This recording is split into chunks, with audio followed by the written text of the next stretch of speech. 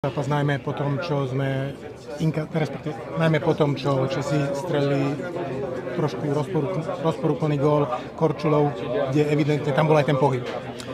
Tak samozrejme nám chýbajú body, ale treba chalanov treba pochváliť, pretože odviedli maximum a dovolím si tvrdiť, že sme boli viac ako vyrovnaným súperom a ten zápas sa hral vo vysokom tempe, bola výborná atmosféra, boli emócie, všetko, čo k derby patrí. Čo ste si hovorili, respektíve, čo ste povedali chalanom po prvej tretine, pretože tá bola mimoriadne nervózna? Áno, trošku sme boli ďaleko od hráčov, ako keby sme trošku váhali, či na forčeku, alebo neboli sme úplne prepojení útok s obranou. Tam sme si niečo povedali a zlepšili sme forček, zlepšili sme napadanie a dostávali sme supera pod tlak. O to viac asi mrzí najmä tá druhá tretina, kde sme mali v podstate momentum na našej strane, ale nedokázali sme ho využiť. No tak to niekedy býva, niekedy si tie body zaslúžite a nemáte ich, niekedy vám padnú do lona, ale taký je šport, taký je hokej.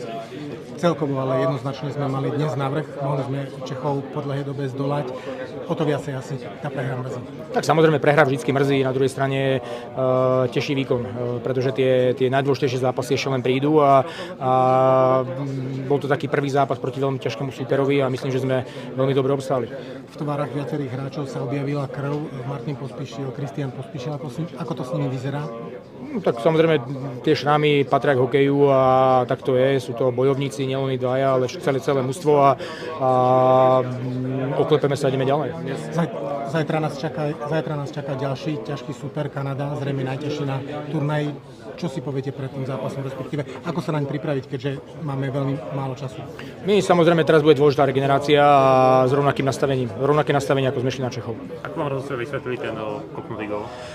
Vysvetlil ho tak, že vlastne neurobil pohyb proti puku, že sa len načahoval za pukom a že ten gól bol v súlade s pravidlami. Ďakujeme pekne.